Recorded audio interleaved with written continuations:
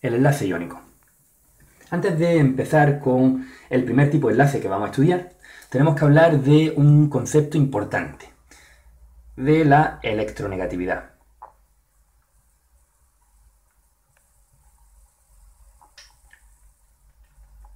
La electronegatividad es una de las propiedades más útiles que podemos conocer de los elementos, ya que va a determinar en gran medida qué tipo de enlace es el que se va a producir. ¿Qué es la electronegatividad? Bueno, pues podemos decir que es la tendencia de los átomos a captar electrones. Tendencia de los átomos, o que presentan los átomos, para captar electrones. Con esa captación de electrones formarían un ion negativo o anión. Y vamos a ver esto con algún ejemplo, ya que esto le sucede, por ejemplo, al oxígeno, esto le sucede al oxígeno, esto le sucede al cloro, y se basa esa tendencia que tienen, en este caso tanto el oxígeno como el cloro, para captar electrones, se basa en su configuración electrónica. El oxígeno tenía un número atómico, tiene un número atómico de 8, el cloro lo tiene de 17, y los apunto ahí porque era uno de los aspectos básicos para construir la configuración electrónica del elemento, junto con la regla de Hom y la del diagrama diagonal. Si colocamos la configuración electrónica del oxígeno, voy a colocar la del último nivel, sería S2P4.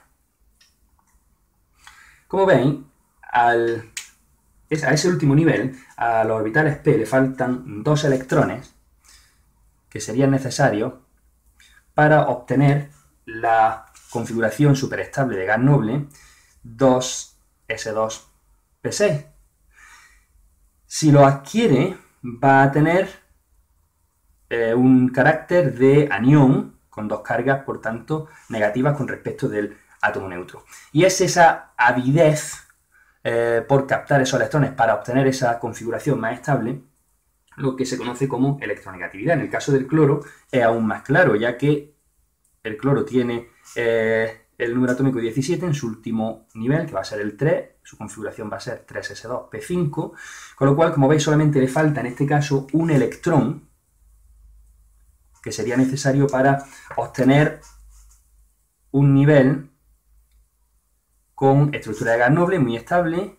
En este caso tendríamos se configuraría un anión con una carga negativa. De hecho, estas cargas que se obtienen una vez que el átomo se encuentra con esa configuración en gas noble se llama electrovalencia.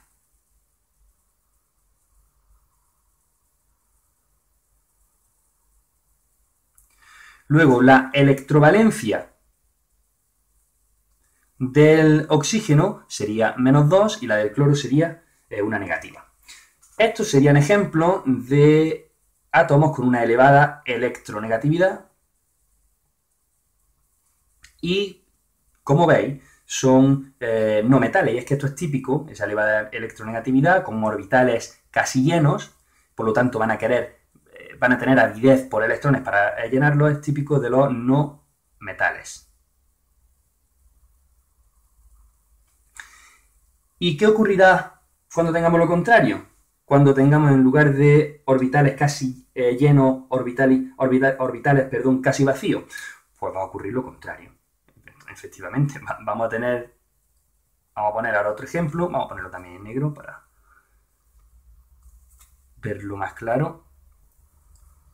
Vamos a poner el ejemplo, en este caso, del potasio, que tiene un número atómico de 19, 17 era el del cloro, y el hierro. El hierro tiene un número atómico de 26.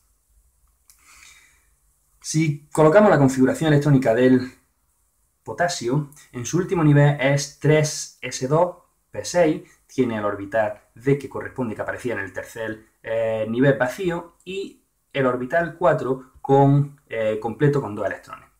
Como veis, si pierde 2 electrones, no, perdón, debería ser con un electrón. 19, no 20, sería con un electrón. Disculpad, estoy todavía en las nubes. Bueno, todavía, casi siempre, casi nunca bajo en realidad. ¿Qué le vamos a hacer? El caso es que va a tender a perder ese electrón. ¿Por qué? Pues porque si lo pierde, quedaría con una configuración 3s2p6. El D está vacío. 3s2p6 es, como hemos dicho, muy estable, gas noble, y quedaría, con respecto al átomo neutro, con una carga positiva, ya que ha perdido un electrón. Tanto va a tener un protón más en proporción en su núcleo.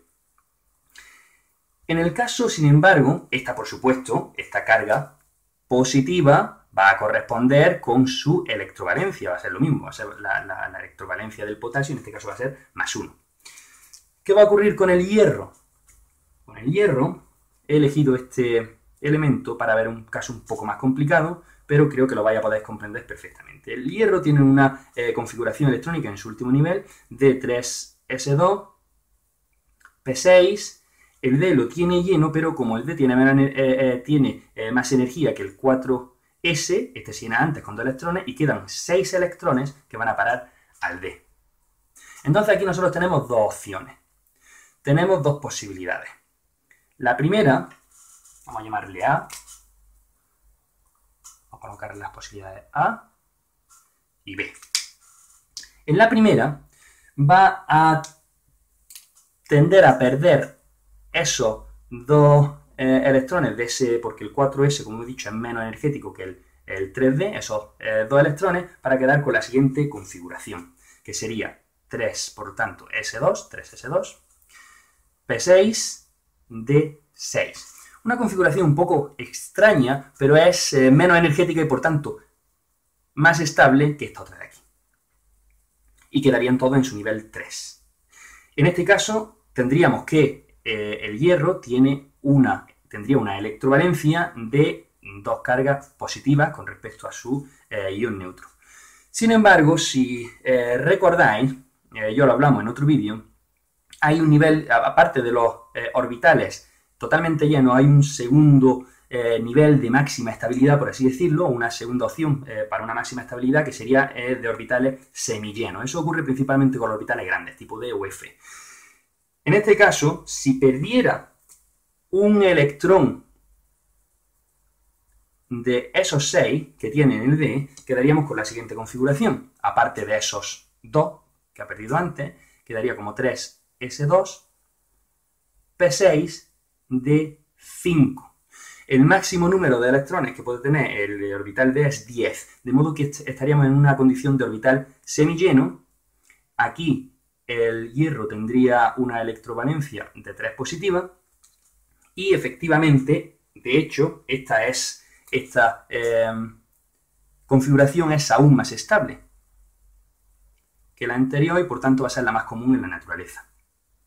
Es, por tanto, más común. Digamos que es la electrovalencia que el hierro va a adquirir más comúnmente en la naturaleza. Como vemos, en este caso lo que estamos es obteniendo un ion positivo o catión, y estamos hablando, por tanto, de lo contrario. En vez de tener una tendencia a ganar, a captar electrones, tienen a perderla. Por lo tanto, su electronegatividad va a ser muy baja, o más baja. Electronegatividad baja. Y esto es típico de los metales. Si nos fijamos en cómo están dispuestos los elementos en la tabla periódica, vamos a colocarla aquí. No voy a poner ahora a escribir toda la tabla periódica, por Dios santo. Aún más aburrido. Voy a colocar nada más que un esquemita, ¿vale? Aquí tendríamos el hidrógeno, helio. Aquí tendríamos los metales dispuestos.